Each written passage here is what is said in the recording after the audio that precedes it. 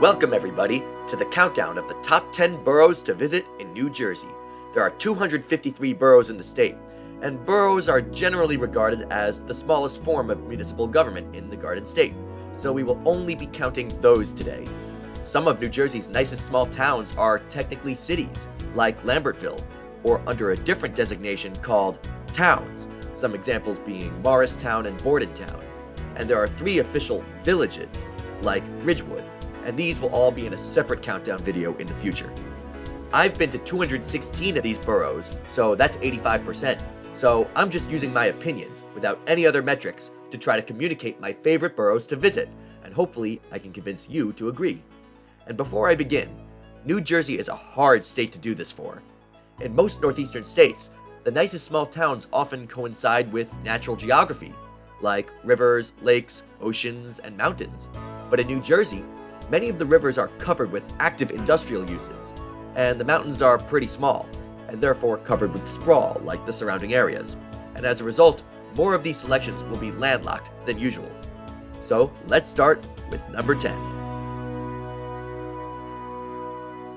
We'll start in a Philadelphia suburb, and I think most sources agree that it's among the nicest close suburbs on the New Jersey side.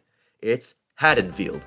It's roughly 5 miles inland from the urban disaster known as Camden, and it's in Camden County after all. And it's in the center of a gigantic sprawling region, and we all know how much New Jersey is with the sprawl game. But this is actually a very nice, well-planned and homely town amongst all the endless suburbia around it. It has a nice organic downtown with gridded residential neighborhoods around it, and you can even see it on the satellite map. There just seems to be more trees here than in surrounding areas. I enjoyed visiting in the fall, and people seem to be enjoying themselves here whenever I visit. Some other nearby Philly suburbs like this are Collingswood and Moorestown, although that one's a township. But yeah, Haddonfield has a good reputation, and I agree with it. We're now going to head to a borough on the mighty Raritan Bay. I'm talking about this roughly 15-mile coastline that's not on the famous beaches known as the Jersey Shore, but still effectively out into the open water. There are a few boroughs to choose from, but one of them is clearly the nicer town itself. It's this one, Keyport. Keyport's about 6 miles west of the mouth of the Raritan River at Perth Amboy, and it's kind of tucked away behind Keyport Harbor. But I say this is one of the few non-shore waterfront towns that really makes good use of its waterfront. It has a couple modest beaches, along with some conventional waterfront parks, all while having marinas and some wetlands inside the borough lines as well. And it has a legit downtown and continuous grids, and it really does feel like a self-contained town, despite also being surrounded by, you guessed it, lots of sprawl. And now we are going to head to the Jersey Shore. Now, most of the interesting places that people venture to are technically cities, and there aren't a ton of resort towns with boardwalks that have the borough designation. Near the southern end of the shore in Cape May County, you have the boroughs of Avalon and Stone Harbor, which are pretty nice next to each other. But if you want the boardwalk experience, that pretty much only leaves Point Pleasant Beach and Seaside Heights. I know for sure I'm going to get heat for including this, but places like these do make great vacation destinations for some. Unfortunately, I didn't get almost any pictures when I went, but it's got all the boardwalk attractions and a big amusement park pier, and all things vacation related. Yes, most people know it for this, being the location of the infamous MTV show, Jersey Shore. But this town existed long before and will long after that. We head to the northernmost part of the state, to Sussex. Sussex is the seat of Sussex County, and it's the northernmost borough in the state. And it sure feels different from the rest of the state. It's up in the mountains, or rather, in the valley, if you will, between larger mountains. But still, it's generally nestled in the rolling hills and mountains of the region. I'm no architecture expert, but the center of town sure looks like you're in a different century. And there are 2 full blocks of local businesses that seem pretty filled in and walkable as well. It's hard to believe that this is New Jersey, although northern New Jersey has many boroughs like this, but are way less substantial. Sussex seems to have it all, and not to mention, people use this town as a gateway to places like High Point State Park, just a few miles to the northwest. And there are plenty of other secluded spots of interest in the area. I'd highly recommend. Up next is Pittman, and I'm not sure how well known this is. It's in Gloucester County, and I guess you could consider it in the Philadelphia suburbs. It sits just northwest of the larger borough of Glassboro, home to Rowan University. But Pittman is sort of a randomly placed nice town, as it has no geographic significance whatsoever. Yet, its religious history makes it pretty interesting, as it originally was a Methodist camp meeting. And it's nice visiting Pittman Grove, 1 block southwest of Broadway, where 12 paths converge radially on the central auditorium. The rest of the borough is a fine residential grid, and it has a nice small downtown. But it's way nicer than you'd expect for this area of suburban and exurban New Jersey. We're gonna head to the Jersey Shore one last time, towards the southern end. I mentioned Avalon and Stone Harbor earlier, which are both quieter versions of the resort cities to the north and south. To the north is Sea Isle City, Ocean City, and the Atlantic City areas, and to the south is the Wildwood and Cape May areas. For this list, I'll say the nicer borough is Stone Harbor. It doesn't have a boardwalk or anything flashy on the beach, except for a pier near the center of town, and there's a large dune area at the southern end. I do like this downtown better, as Avalon's Main Street feels a little more like a boulevard, while in Stone Harbor, 96th Street is pretty busy, but feels more walkable. This place is surrounded by the beach on one side and wetlands on the other, and unlike in northern Jersey, these wetlands aren't completely littered with industry. So if you want a non-boardwalk experience, this is a great place for you. We'd be remiss if we didn't visit the most populous county in the state, Bergen County. Of course, this county might just be the sprawl capital of the state, or the entire Northeast for that matter.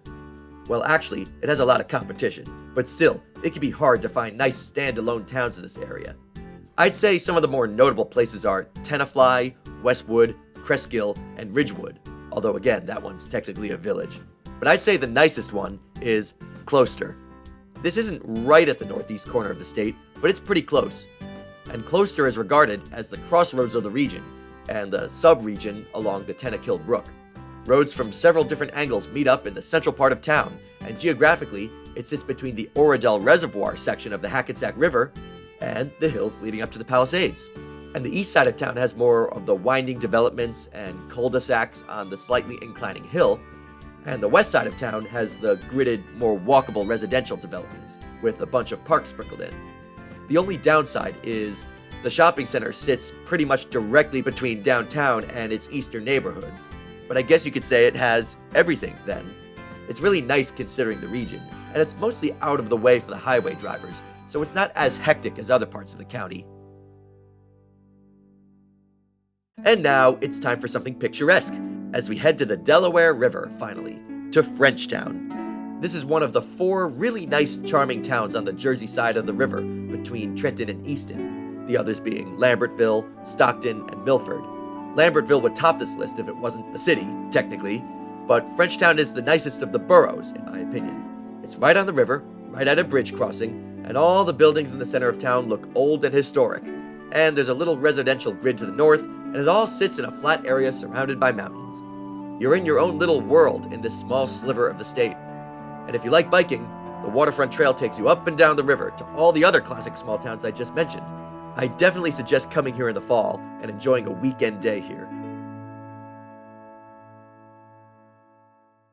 I'm not sure how well this will be received, but number 2 is Red Bank. This is in Monmouth County, and it almost feels like a city. It sits on the Navesink River, right at the inland end of the wide portion, where it then turns into a smaller stream. This just feels unusual for a New Jersey town to be inland, yet on a large waterway. And not only that, but it sure does feel like a waterfront town.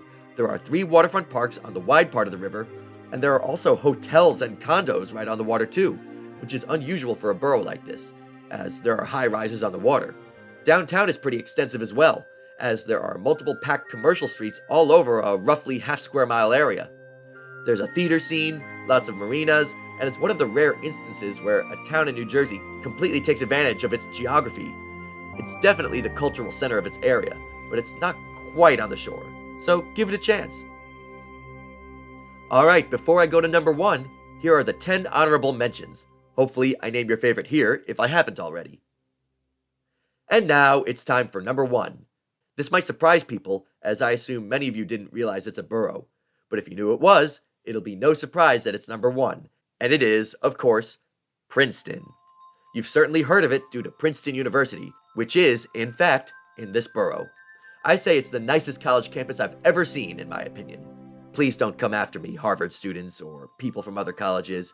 It's just grand, interesting, yet with diverse buildings at all pockets of the campus, and it's always a joy to explore around, as it's not overly predictable or formulaic, but also not a free-for-all mess like the Cornell campus. Please don't come after me. Now, for the rest of the borough, it has a large area because it merged with the surrounding Princeton Township in 2013, so it has a fantastic center of town and all kinds of other things in the surrounding area. There are many nature preserves, parks, and how about the Princeton battlefield? In downtown, everything is centered on Nassau Street, with the north side being flooded with commercial businesses, and the south side, all things college campus. Witherspoon Street intersects it in the center of town, and more buildings and higher-priced businesses keep getting filled in every time I go back. Palmer Square is then 1 block west of that, and it's all just an incredible place to walk, and it's easy to get anywhere in the main part of town, despite being pretty big. It does feel a little bit like it's in the middle of nowhere, even though it's directly between Trenton and New Brunswick, but it also doesn't feel like an endless mess of suburbia, even though there is plenty of sprawl on all sides like usual. But Princeton is without a doubt the gold standard of New Jersey boroughs, and it's great for all kinds of people, not just college students. But since it's in the center of the state, you will no doubt get a chance to check it out for yourself, so maybe someday I'll see you there. And that's the list. Thank you for watching, and let me know which boroughs are your favorites that I didn't include. Just make sure they're boroughs before you comment. You can easily check online. I'll make other videos later that cover the cities and towns, but I have to keep it consistent here. So we'll be back with more videos soon, so stay tuned. See you next time.